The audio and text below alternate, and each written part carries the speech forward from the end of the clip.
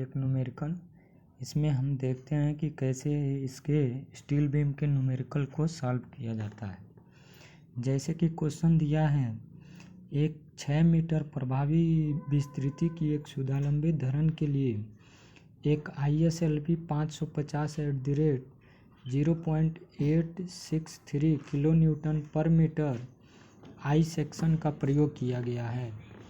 यदि bending stress का मान 165 न्यूटन पर mm² लिया गया हो तो इस पर आने वाला यूडीएल ज्ञात करना है, जबकि बीम आपका लेटरली सपोर्टेड है और इस भार के लिए बीम में उत्पन्न एवरेज शियर स्ट्रेस और डिफ्लेक्शन की वैल्यू भी ज्ञात करनी है, जबकि यंग मॉडुलस ऑफ इलास्टिसिटी ई का मान 2×10⁵ न्यूटन पर mm² दिया हुआ है।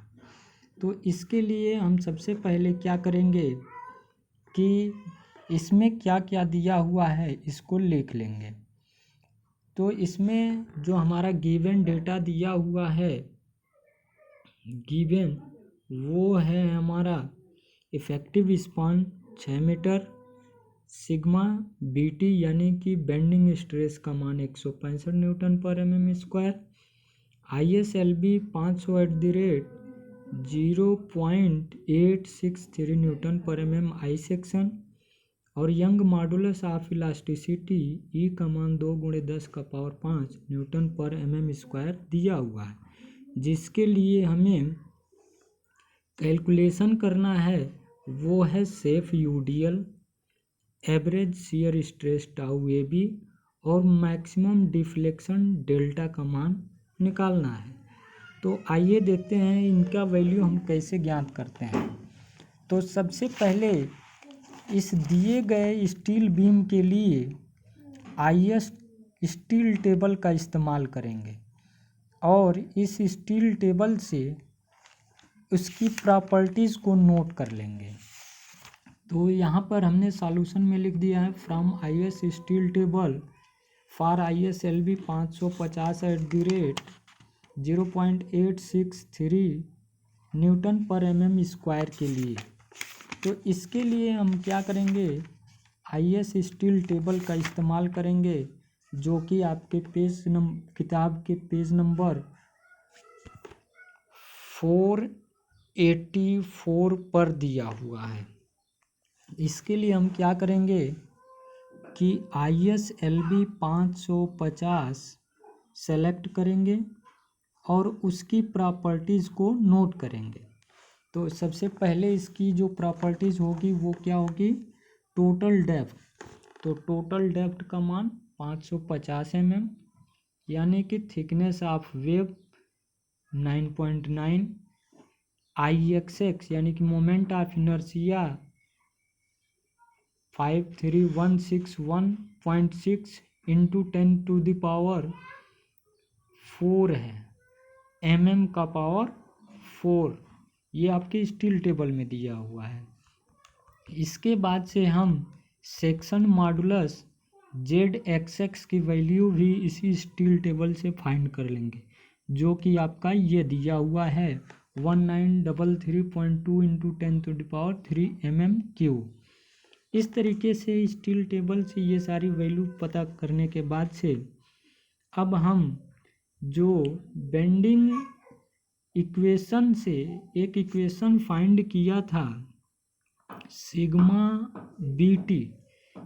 BT का मान जो हमने फाइंड किया था वो m/z यानी कि मैक्सिमम बेंडिंग मोमेंट अपान सेक्शन मॉडुलस। यहाँ से अब हम क्या करेंगे, हमें ZXX की वैल्यू पता है और सिग्मा BT की वैल्यू पता है, तो यम की वैल्यू निकाल लेंगे। यम इक्वल आपका हो जाएगा सिग्मा BT × Z। यहाँ से हम वैल्यू m का न्यूटन × mm में फाइंड कर लेंगे, यानी कि इतनी वैल्यू आ जाएगी। फिर हम जानते हैं कि सिंपली सपोर्टेड बीम पर जब यूडीएल कार्य करता है तो उसके लिए मैक्सिमम बेंडिंग मोमेंट का मान W यल स्क्वायर अपान 8 होता है। इस फार्मूले से हमारा यम का मान पता हो गया है और यल का भी मान पता है हमें, तो यहाँ से हम इस डब्लू का मान पता कर लेंगे। और इस डब्लू का मान हम कैसे पता करेंगे, तो डब्लू इजक्वल टू आपका हो जाएगा यम इंटू 8 अपान यल स्क्वायर।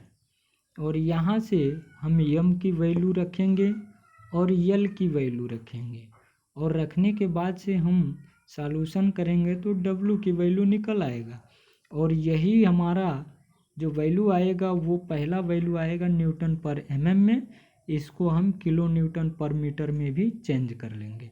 यही हमारा पहला क्वेश्चन जो था कि मैक्सिमम यूडीएल कितना कार्य करेगा, जो कि हमने निकाल लिया। इसके बाद से जो दूसरा इसका क्वेश्चन कह रहा है कि एवरेज शियर स्ट्रेस का वैल्यू निकालिए, तो मैंने आपको पिछली वीडियो में बताया था कि maximum average shear stress tau A B का जो मान होता है वो V upon D into T W होता है, जहाँ की V क्या है, मैक्सिमम शियर फोर्स है। और देखिए एसएसबी पर यूडीएल आता है तो उसके लिए जो शियर फोर्स V का वैल्यू होता है वो होता है स्मॉल डब्लू यल अपान 2। ये आपने सोम में स्लोप एंड डिफ्लेक्शन वाले चैप्टर में पढ़ चुके हैं। इस फार्मूले से हम क्या करेंगे, सबसे पहले इस शियर फोर्स का वैल्यू निकालेंगे, अर्थात जो हमारा W का मान आया है यानी कि 70.884, जो W का वैल्यू आया है वो आया है 70.884 किलो न्यूटन पर मीटर। तो इसको हम न्यूटन पर एमएम में ही रखें, मीटर में ही रखेंगे, और इसको रखने के बाद से हम शियर फोर्स की वैल्यू निकाल लेंगे सबसे पहले। और उसके बाद से ये जो वैल्यू आएगी यानी कि V का मान आएगा 212.65 किलो न्यूटन। इस किलो न्यूटन को हम क्या कर लेंगे, न्यूटन में चेंज कर लेंगे, तो इंटू 10⁻³ का मल्टीप्लाई हो जाएगा। और इसके बाद से जब शियर फोर्स V का वैल्यू निकल आएगा तो अब हम क्या करेंगे, शियर स्ट्रेस यानी कि सिग्मा VA का वैल्यू निकालेंगे, अर्थात sigma VA equal to V upon D into T W. V का वैल्यू हमने निकाल लिया, D की वैल्यू स्टील टेबल से हमने ज्ञात किया है, यहाँ पे D की वैल्यू 550 mm, TW का वैल्यू भी हमने स्टील टेबल से 9.9 निकाल लिया है। अब इस वैल्यू को निकालने के बाद से इस वाले फार्मूला में रखेंगे, तो एवरेज शियर स्ट्रेस यानी कि टाउ ए बी का जो मान होता है वो tau A B equal to होता है V upon D into T W.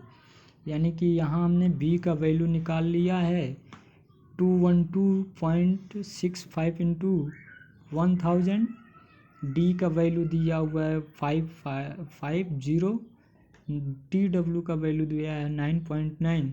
तो यहाँ से हमने टाउ एवरेज का वैल्यू निकाल लिया है और ये हमारा दूसरा आंसर रहा। इसके बाद से हमसे वो पूछ रहा है कि इसमें मैक्सिमम शियर यानी कि मैक्सिमम डिफ्लेक्शन का मान कितना होगा। तो इस मैक्सिमम डिफ्लेक्शन का मान हम जानते हैं कि सिंपली सपोर्टेड बीम पर जब यूडीएल आता है तो स्लोप एंड डिफ्लेक्शन वाले चैप्टर में हमने इसका वैल्यू निकाला था कि इस डिफ्लेक्शन का मान 5WL⁴ अपान 384 EI होता है। अब यहाँ हमें W की भी वैल्यू पता है, L की भी वैल्यू पता है, L की भी वैल्यू पता है, E की भी वैल्यू पता है, और I का वैल्यू हमने स्टील टेबल से इस वैल्यू को रखेंगे तो यहाँ से हमारा फाइनली जो वैल्यू आएगा वो डेल मैक्स की वैल्यू आएगा और यही हमारा मैक्सिमम डिफ्लेक्शन होगा। इस तरीके से हम इस चैप्टर के अन्य क्वेश्चन को भी सॉल्व करेंगे। बाकी क्वेश्चन आप सॉल्व करिए और जो भी प्रॉब्लम होते हैं वो आप पूछते रहिए। तो थैंक्स इस वीडियो के लिए।